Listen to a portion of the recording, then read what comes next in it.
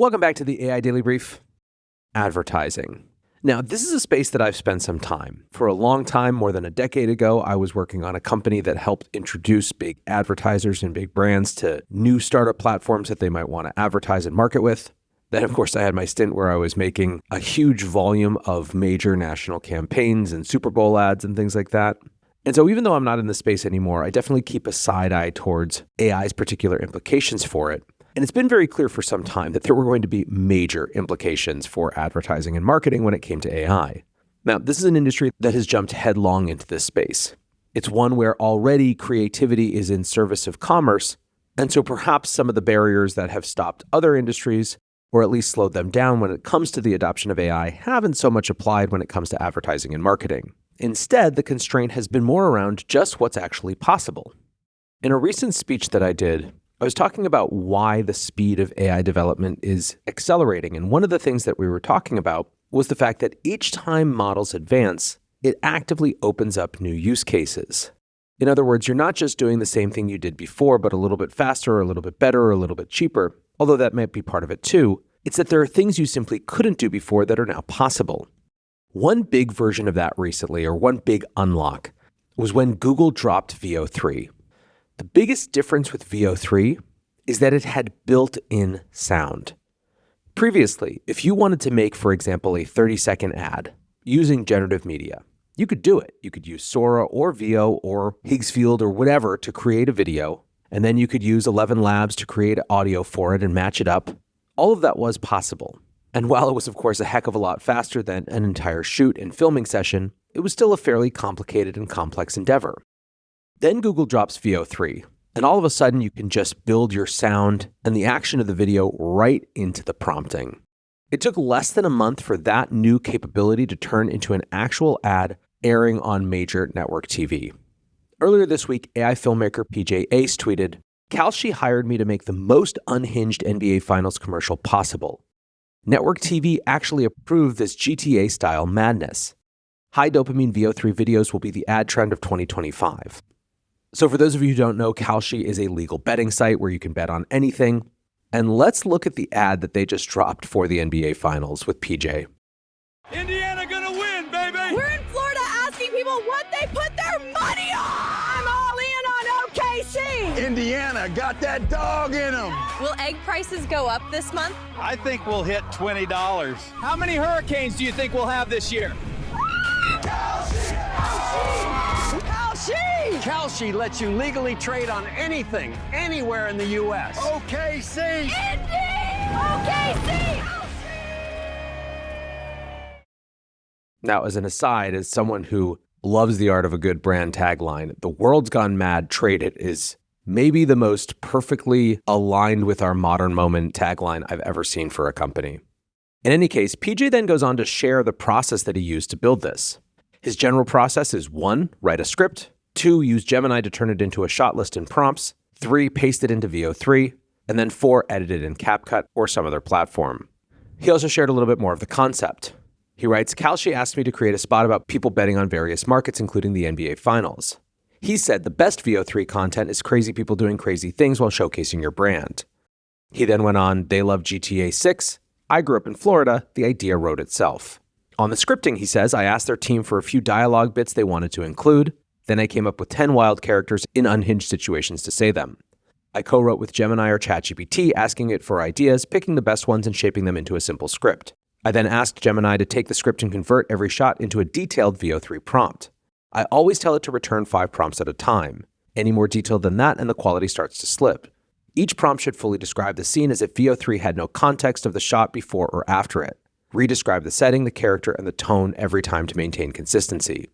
He then goes on to add a bunch of other prompting tips.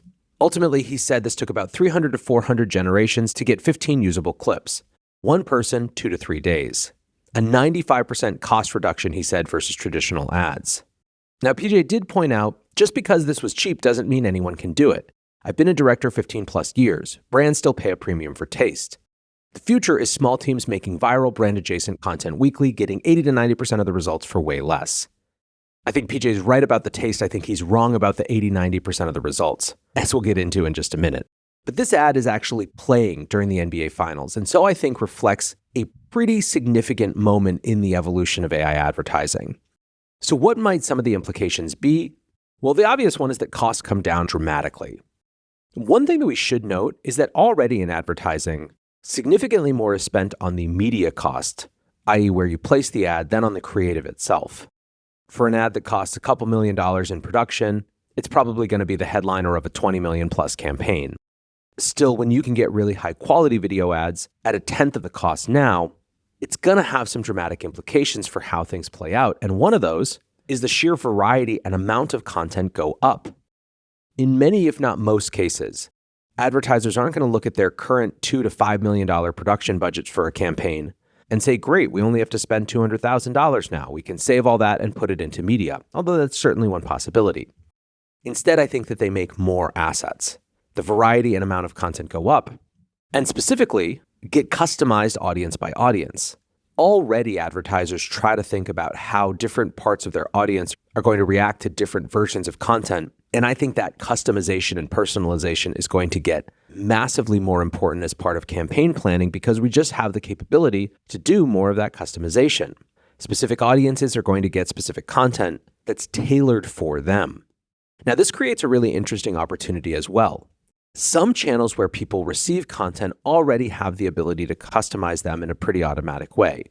Specifically, if you are interacting with advertising content on any sort of social media platform, the whole value proposition of that media platform for advertisers is that they know so much more about their users that they can really get the right ad to the right audience at the right time. However, there still are other places that people consume media, and I think that we're likely to see new personalization infrastructure that actually helps route the right content to the right people at the right time.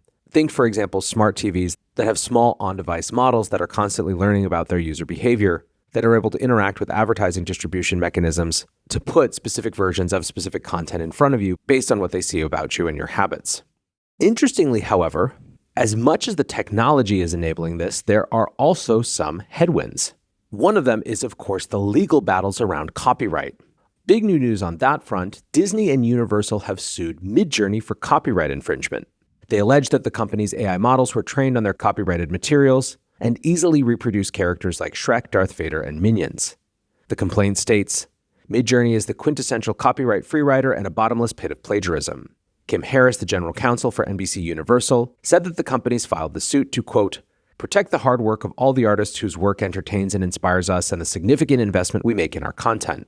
Now, let's be clear. Whatever you think about Midjourney or AI training practices in general, this is not about the artists who produce the content. This is about the investment in that content. These companies have become gigantic IP holders over the years, accumulating tons of properties through acquisition. Disney's acquisition of Marvel and Lucasfilm were some of the biggest entertainment deals in history, adding properties like X-Men and Star Wars. Disney also acquired 21st Century Fox in 2019, bringing The Simpsons into their IP empire. Disney's chief legal and compliance officer, Horacio Gutierrez, says, we are bullish on the promise of AI technology and optimistic about how it can be used responsibly to further human creativity. But piracy is piracy, and the fact that it's done by an AI company does not make it any less infringing.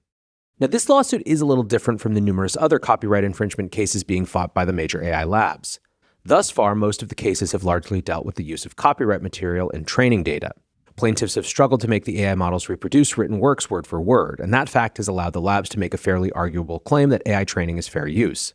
In this case, plaintiffs have produced dozens of examples of images generated by Midjourney that depict copyrighted characters. The complaint stated, this case is not a close call under well-settled copyright law. This is textbook copyright infringement. Now, as you guys know, usually at this point, I would go get you a bunch of takes from Twitter/X, but honestly, when it comes to these copyright battles, the only takes are the screeching screeds from the people who have made it their life's work to take down these AI companies. And while I am not at all being dismissive of their passion or their beliefs, it is somewhat ironic to me that the dislike of AI for some runs so deep that they're cheering for mega IP holders like Disney over small startups like Midjourney. But that's just where we are. One interesting set of commentary came from Imad Mustaq, the founder and former leader of Stability AI. He wrote, some thoughts on the Midjourney lawsuit, having spent millions of dollars on lawyers for similar and ensuring we did everything legal and by the book at Stability. The case itself is pretty thin on legal grounds based on outputs. Inputs will be where the real case is. Hopefully all done by the book, as that's a dangerous one based on jurisdiction and sources. It's puzzling that Midjourney apparently didn't engage with Disney and Universal when they were contacted in December. It seems the plaintiffs want outputs blocked, which could be easy settlement versus punishment. So imagine that will be how this ends. Google, Imagen, etc. use fully licensed inputs and have lawsuit protection on output as part of service. Chinese labs don't really care about inputs or outputs. Open source models from them have another legal status. Now, those same folks that I was just mentioning got all up in his replies, asking him to please look at all of their work exposing Midjourney for the copyright stealer that they believe it is, but he just wasn't budging. He said, I did see and read it all as well as the whole case document. The overall case is weak legally, as I note, having spent a huge amount of money and time understanding the law, precedent, and more. Now, ultimately, this is all a bunch of armchair legal analysts, and these cases are, as I have said before, 100% going to end up in Supreme Court. In fact, I think that almost all the legal decisions along the way until we get to Supreme Court are more or less completely irrelevant. There's just no way any copyright issues are getting decided by anything less than the Supreme Court. So it's kind of just a waiting game for all of these lawsuits to work their way up through the system to finally get there. What's more interesting for our purposes is to ask, what would happen if this did end up in a big victory for Disney and Universal? Well, one possibility, as Ahmad points out, is that if these companies are simply trying to block outputs, that's an easy settlement that could mean it never gets there. A second possibility, however, and one that seems extremely likely to me, is that the industry just shifts over to models that have been trained on licensed content. There are numerous companies positioning to be the recipient of that opportunity. Many of the people who are loudest, by the way, on Twitter and other channels about copyright infringement are leaders of those models, which is always helpful context to understand where someone's perspective is coming from. But the big labs are also thinking about this as well. So again, another possibility, if this goes to Supreme Court and it does get decided against the AI companies, is that simply a different set of AI models that were previously behind, but frankly might be caught up by the time that the Supreme Court makes its decisions, step in, and from a user perspective, it's all functionally the same. Another possibility is that one of these AI companies that's getting sued just goes scorched earth in crypto and goes fully decentralized, obviating the traditional structure of a company that could get sued in the first place. I don't think that's the most likely outcome, but it's certainly one possibility. But then, lurking around all of this is, of course, China. There are a huge number of Chinese models, many of which are open source, which are going to have a very different respect or lack thereof for any sort of copyright consideration. And they will persistently be available throughout the entire time that all these legal battles are happening. One of the really interesting real-world contexts that I don't know how it doesn't shape to some extent, at least the way that the legal system looks at this, is that this genie is fully out of the bottle. And when it comes to what companies do, there's no way they're going back to not using AI. If existing US-based models get banned for copyright infringement, people are just going to start using the Chinese models. Does the US need to then ban Chinese models or block companies from using them? Reasonable questions, but think about the precedent that we're starting to set there of how much control government and the legal system have over the decisions that businesses make. Point is, it's messy. Ultimately, the TLDR is that AI video is happening one way or another. It's happening because people are going with bootleg Chinese models, or because the Supreme Court rejects the copyright arguments, or a fairly likely outcome that some company is in a position to take advantage of a legal decision if it goes against the current crop of AI companies. In the meantime, people are just going to keep innovating and releasing products. Midjourney, for example, appears very close to releasing their video generation model, and it's exactly as aesthetically pleasing as you would expect a model from Midjourney to be. Point, guys, is that advertising is changing. It is changing fast. It is changing at an accelerated rate. And we have an AI-generated Kalshi alien in the middle of a party premiering live all over the US as part of the NBA Finals right now. That's going to do it for today's AI Daily Brief. Appreciate you listening or watching, as always. And until next time, peace